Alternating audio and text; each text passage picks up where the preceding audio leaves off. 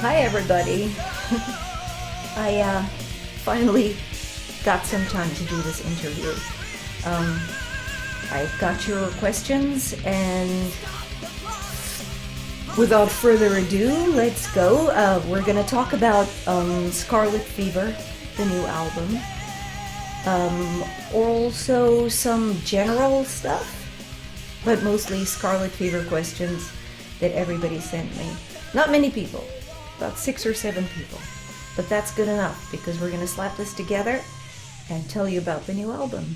Okay, so here we go.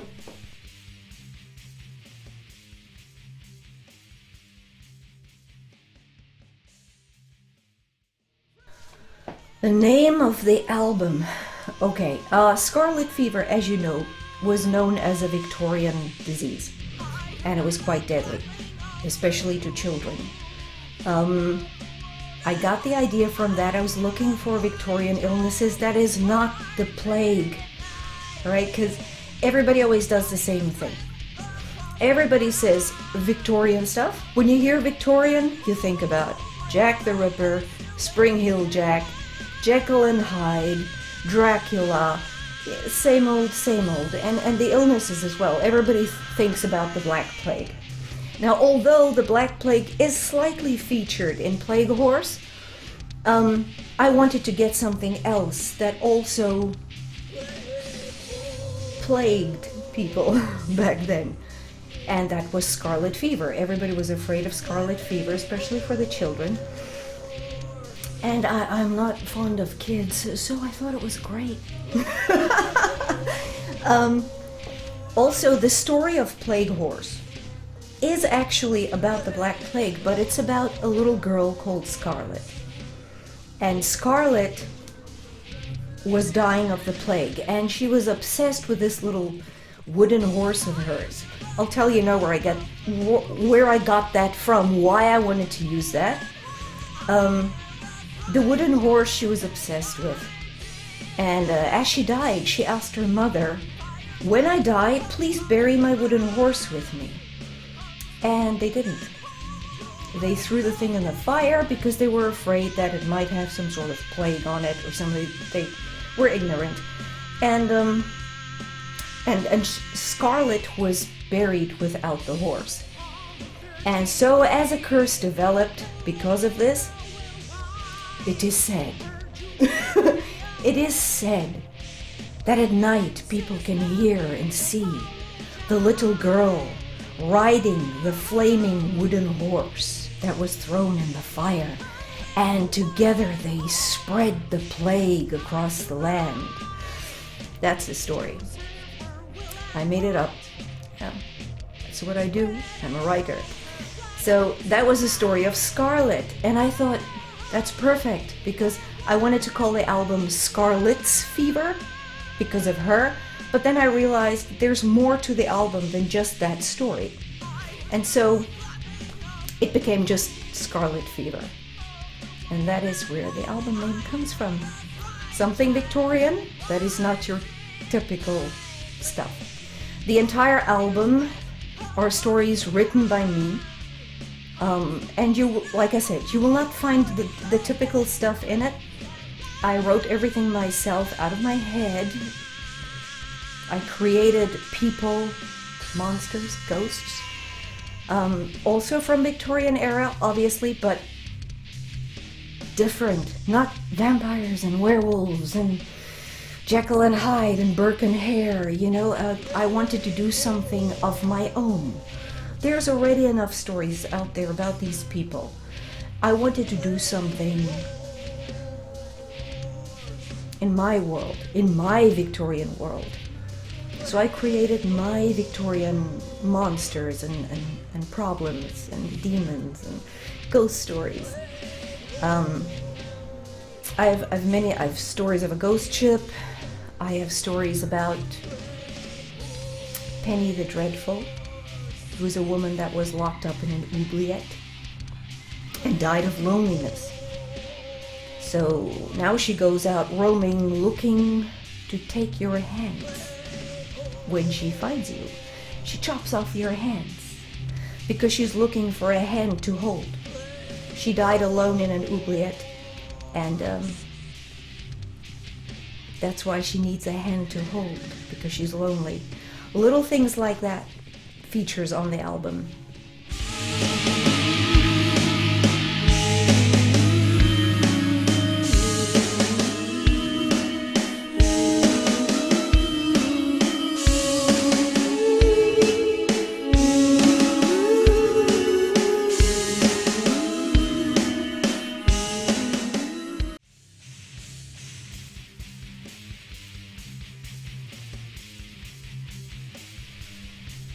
Okay, the Lady Axe name.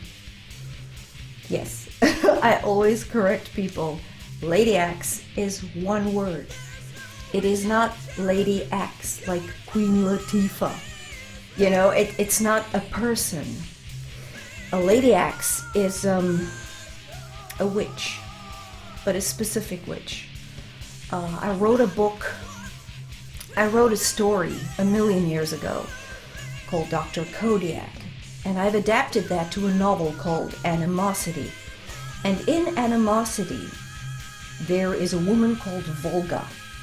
Volga is a witch, but she's not your typical witch. She is specifically a witch that belongs to the Ursai tribe, and the Ursai are, for lack of a better explanation, they are interdimensional bear creatures.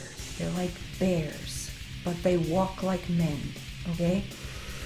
Long story short, again,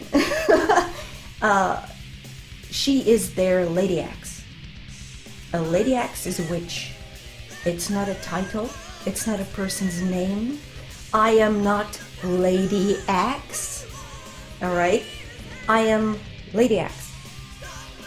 Lady Axe is a witch from a story, from a specific story.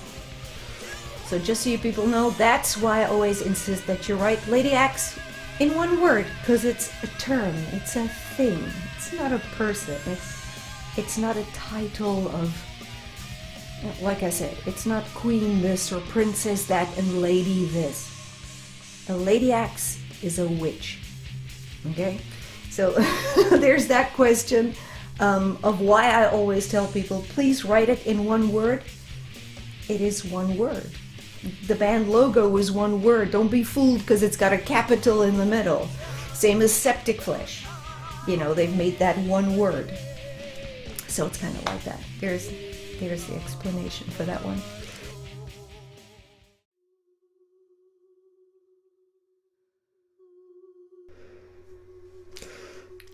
Genre. Okay, I'd say, since people love to chain together 1,000 genres, this would be a gothic retro doom album. This is not for moshers. This is not for people who love death metal and blast beats. This is very old school. I was in a very Dio mood, Dio Danzig kind of, Dio Danzig kind of Uriah Heep doom metal kind of thing. So that's what this album is like. I also, another thing, usually I concentrate very much on proving what I can do vocal-wise. I like to use different kinds of vocals. I've done that again, but because this is retro and doom metal, and because this album is not so much about hit songs to play in a metal club, it's more about telling stories. I have adapted in some songs a vocal style that would suit that character. This time, for the first time, I was not afraid to fuck up. I was not afraid to not sing perfectly the whole time. Because, for instance, for Penny the Dreadful, it is a woman dying in an oubliette.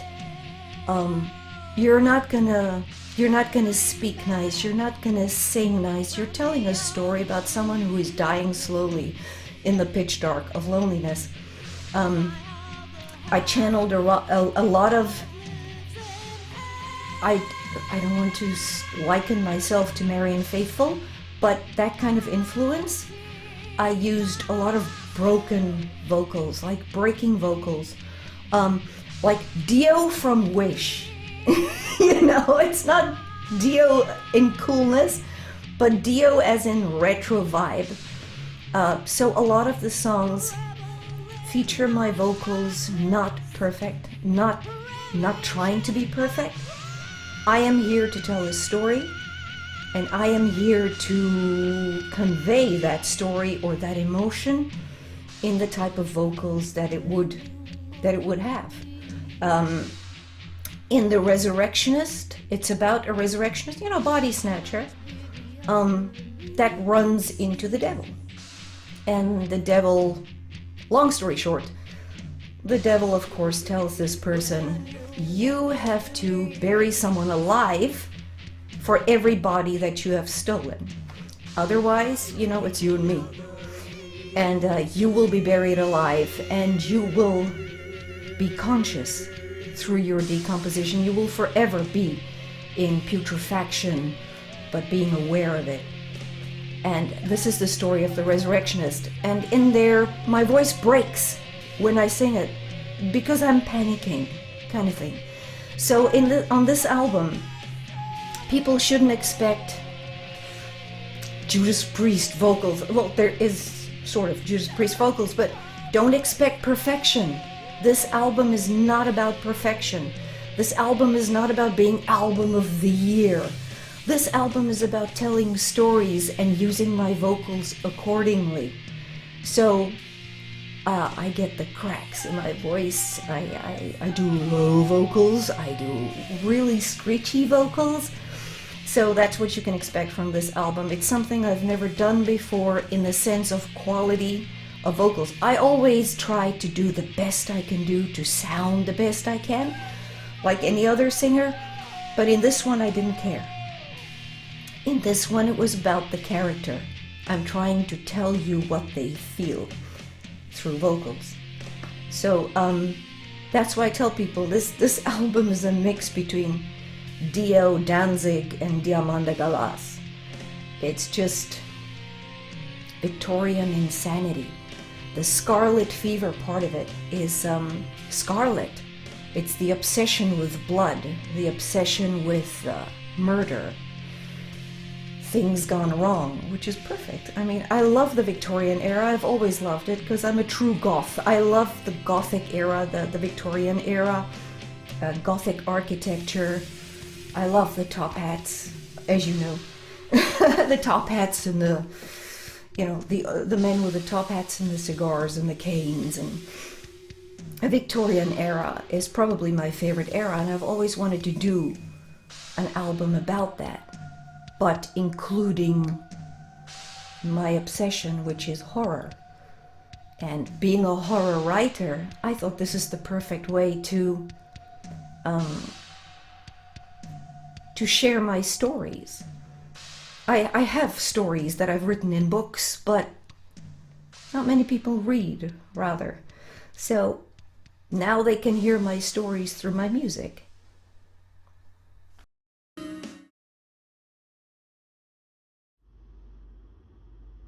As for a band lineup, probably not.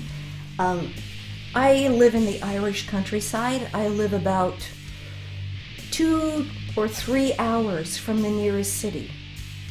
3 hours drive, 2 hours drive. So there's no way I could ever go to band practice once or twice a week. And around me, there's nobody who's a metalhead. I'm all by me onesie. I am the only metalhead in the countryside because I'm surrounded by soccer mommies and farmers' fathers who hang out in pubs, and they're all 80 plus years old. don't think I can start a band here. Even though it would be perfect because you can make a lot of noise around here. So no, I would probably not be able to get a band together to play live, especially this album. There are a lot of songs on this album that you can do live, actually. It's not just storytelling, they're decent songs that you can perform. I would love to get a band together and play maybe one festival or one show. I would love that. But the logistics is just not going to work because I live in the middle of nowhere.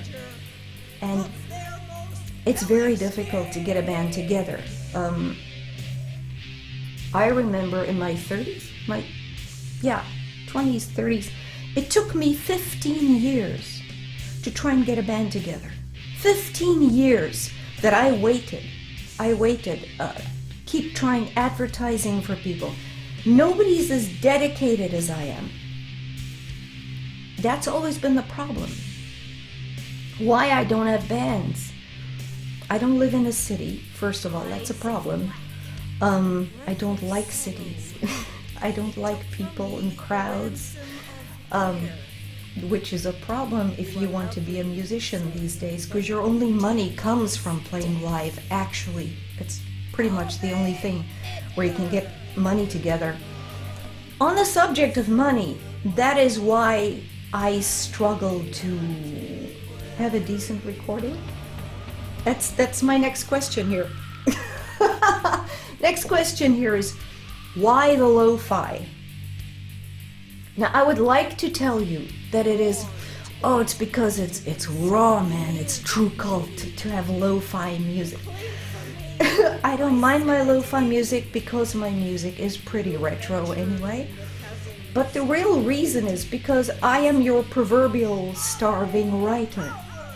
I live alone in the countryside. I'm a recluse. And I don't have the funds.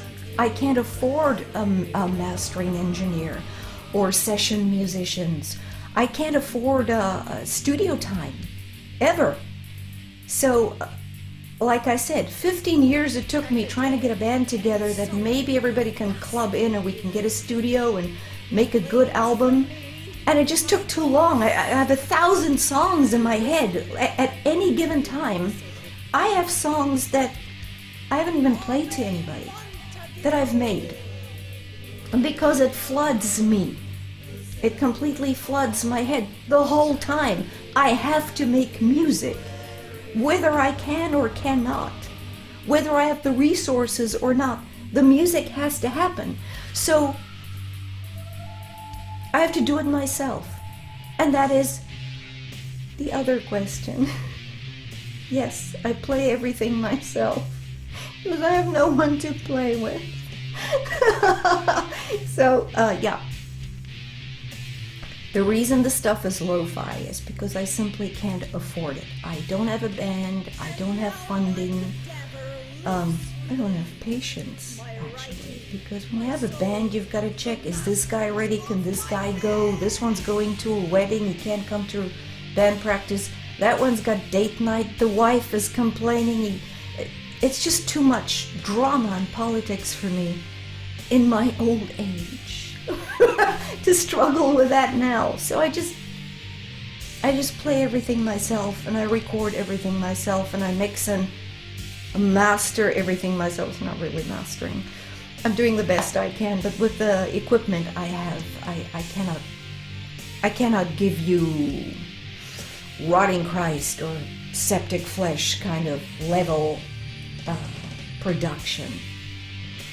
So that is why. There's like three questions answers in one.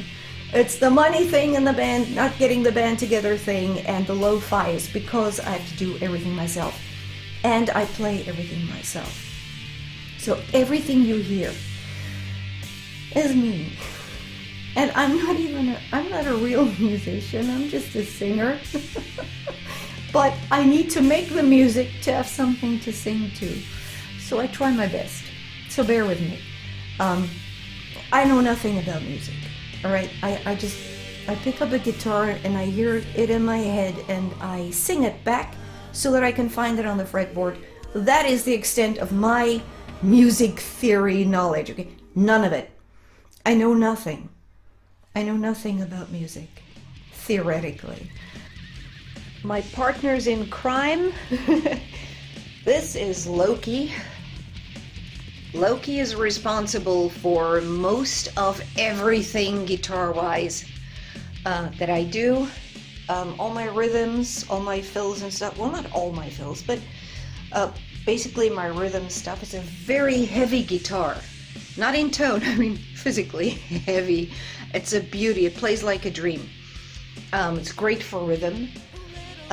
This is my slide guitar that I play slide guitar on Bokor in Bethlehem. Just a little bit of slide guitar in the background. This is Angelus, my latest baby. And then some of my solos and fills I did on my Ibanez. I did it on Brindis. This is the guitar I bought from Harry Johnson of Ter a million years ago. That was his guitar, so it's a big deal for me. I played a few small fills and solos on this, although I'm not a lead guitarist at all. But that's my three partners in crime: Loki, Angelus, and Brindis, straight from the Faroe Islands. So everything you hear is me, except for on this album, except for the solos. I was approached by Dave Shapiro, who used to be in a band in South Africa when I was signed to In-House Records back in South Africa in 1992. Ravenwolf. Used to hear them on the radio and everything. Never got to meet them in person, but he approached me. He's in Ireland now. And he approached me and said, hey, you know, if I can lay something down on one of your songs. And I thought, that's great. I'd love that, because the childish part of me goes, oh, it's not metal if there's not a cool solo in it, which is not true. But I thought this would be great because I suck at solo. I don't play so. You'll hear the odd fill or a lead from me, but you'll know it's me because it's so amateur. So I told Dave I'd be stoked. So you will hear Dave Shapiro on Bokor in Bethlehem, one of the songs. I don't know if you guys know, a Bokor is a voodoo priest, but the bad one, the one that makes zombies and shit. So Bokor in Bethlehem is about a witch doctor, a Bokor, in Bethlehem Royal Hospital, which was also called Bedlam. This hospital was built around the 1100s and it stood right through till the 1900s. So it's evil. It is Bedlam. It was an asylum, and this song is about a mental patient, as you will hear by my vocals in it. A mental patient that discovers that one of the doctors in the asylum is a Bokor. And that Bokor is here to use mental patients to trap their souls and make zombies out of them. And Dave is playing on this song. Listen.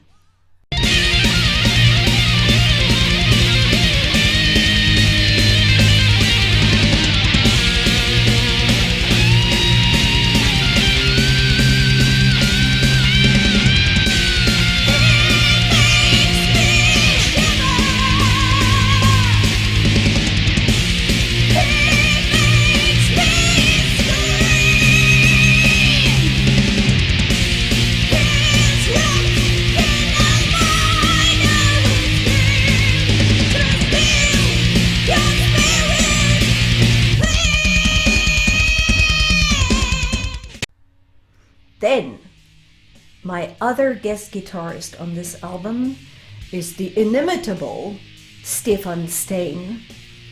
I don't know who Stefan is playing for at the moment. He played for Voltamata, I think. Voltamata. I don't know who he's playing for now, but dude. I met Stefan when Lady Axe headlined the Namibian Metal Fest, the Windhoek Metal Fest in 2009. He was in the guest band there, and we've been friends ever since. So when I got Dave on board, I thought it would be great for Stefan maybe to do 1 or 2 songs too. So Stefan agreed readily, which was awesome and flattering, and he did an amazing job on 2 songs. One is called Stop the Clock on Salisbury Dock, the Ghost Ship song, and the other one is The Resurrectionist that he played on. And I just loved what he did on this, because on Resurrectionist he gave it a flavor of Candlemass that was just sublime.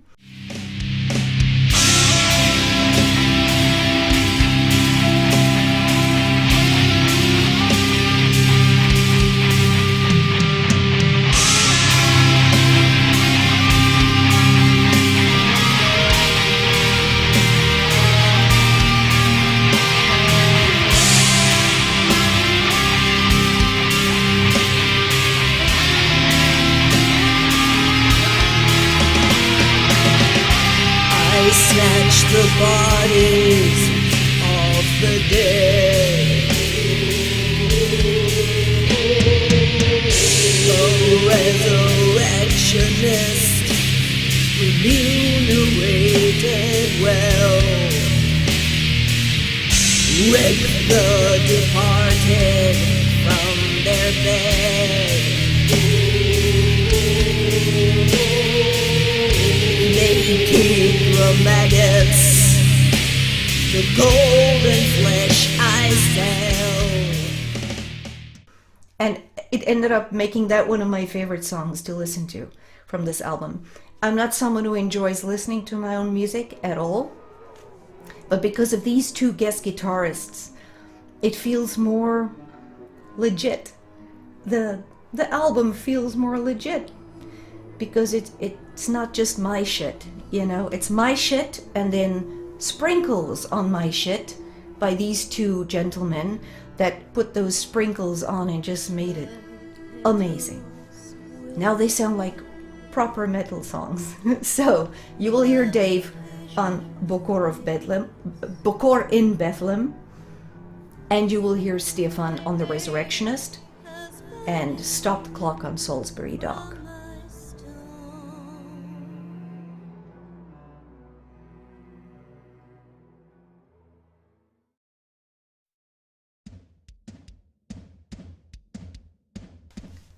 My favorite song on the album? I don't know. I love Bokor in Bethlehem.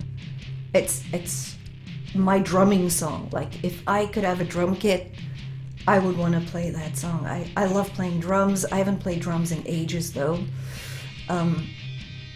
That song is one of my favorites, because I get to do my Judas Priest vocals, I get to do low vocals, I get to do some insane vocals, and my drumming, the drumming track I'm very proud of, although my skills as a mixing engineer, it puts the song to bed. Unfortunately, I couldn't make the drums come out the way they should. But because that song is about a voodoo priest, it's very tribal, you know. I love tribal music, and I love mixing tribal music with metal, which is why I'm such a huge fan of Themistocles, because his drumming is so fucking tribal. I don't know if anyone else has noticed that, but his use of floor toms and his tom work especially is what I love about his work. And Bokor in Bethlehem is, well, not even close to them, but I mean, that is probably my favorite song, in that I love what I did with the drums. I just wish I could mix it properly, that it could come out like it should.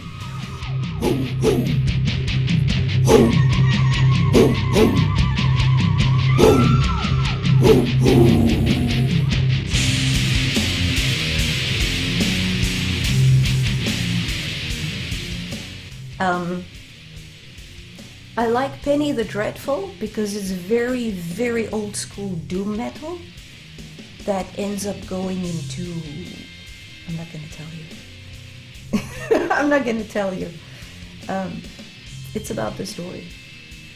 So, it's not going to be hellish metal the whole time.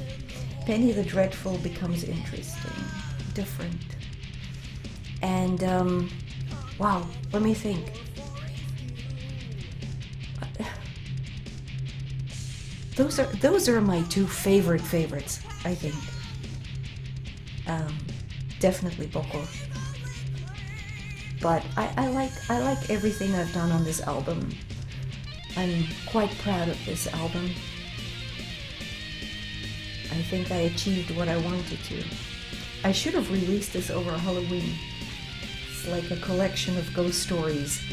Original ghost stories. Nothing you've heard of before. There's not a trace of Jack the Ripper or Spring-Heeled Jack or the Jekyll and Hyde or Dracula or Frankenstein. There's not a trace of that. The only monsters you're gonna get and maniacs are my monsters and maniacs!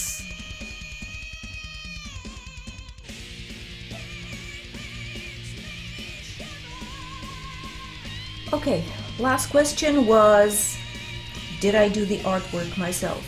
Yes. It's the money thing again. I do everything myself. I write everything myself. I compose everything. I play everything myself. I record everything myself. I do the album covers myself. Everything. So, I got my CDs today, so I thought I'd share. See? First time in a long time I could print hard copies by some stroke of luck. So, that's the cover. And that's in the back cover. I'm not sure if you can see because this light is weird. Okay? And then you open it up. And then you've got... Ooh, let me see. Ah! Scarlet. This is Scarlet.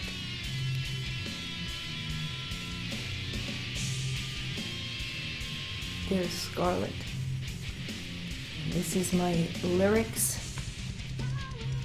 This is all the lyrics. They're not in order though.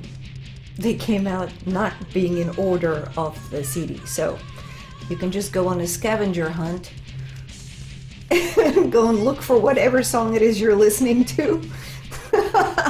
So there's the lyrics, and then behind Scarlet is another creepy picture of me and Scarlet. It's glowing now, you can't see, but that's me and Scarlet. Photoshopped myself in with her. The cursed little girl with her wooden horse. That's why I used the wooden horse concept. Comes from when I was a child.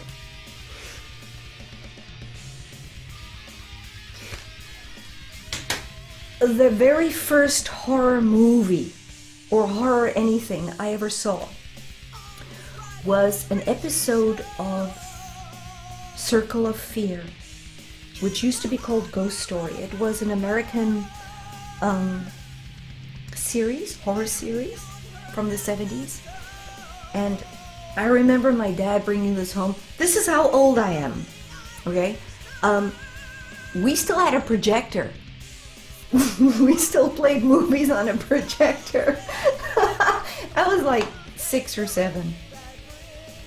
And my dad brought home this short, what he called a short. And because it was an episode of something. We didn't know that at the time. It was just a short film. And it turned out to be Dark Vengeance on the circle. I found this out when I was 47, okay?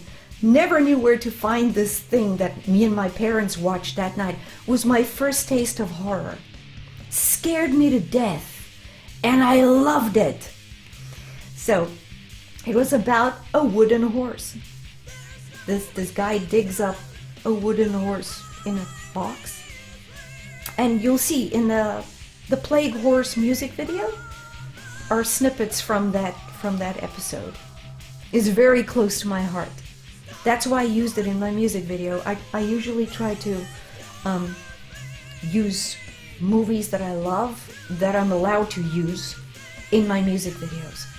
It's like a tip of the hat to something personal to me. That was my first taste of horror. It was Dark Vengeance, and it was about a wooden horse that grows. Just look it up on YouTube. You would love it. Another interesting tidbit is a song called My Daddy Was a Butcher. Now, I was obsessed with Jack the Ripper when I was about 12 years old. I always imagined, what if this guy's my dad? Now here's the thing. The song is not about Jack the Ripper. The song is made up. The story is made up. It is about a woman whose father was a butcher. I'm not going to say what kind of butcher, or if he was just a butcher. But after he died, she sort of became him. Think about Psycho, but in reverse, like a daughter and a father, where she became like him, okay, in the Victorian times. So, My Daddy Was a Butcher is just, it's wonderfully ironic because my father is a butcher. I grew up in abattoirs. I grew up in butcheries. So, yeah, I love meat. I made this song and I thought, hey, I'm gonna get my dad involved because he is a butcher. So when you hear My Daddy is a Butcher, My Daddy Was a Butcher, take note, at the end you hear a man laughing. That's my dad, the butcher. So just look out for that. That's a little bit of trivia that you might enjoy. My Daddy Was a Butcher is actually my dad laughing at the end. He sent me a WhatsApp note, voice note, with like 6 or 7 different laughs. So I had to pick one. And that's what you hear at the end of the song. That is actually my daddy, the butcher. Okay, guys, that's enough. This was a lot of fun. I really enjoyed this. So I hope you like the album. It is lo-fi. It is retro. It's not perfect. But I hope if you play it really loud, because lo-fi, if you play it really loud on your headphones, maybe I can take you somewhere with me to my Victorian times and introduce you to my maniacs. So, until next time, try to enjoy the daylight.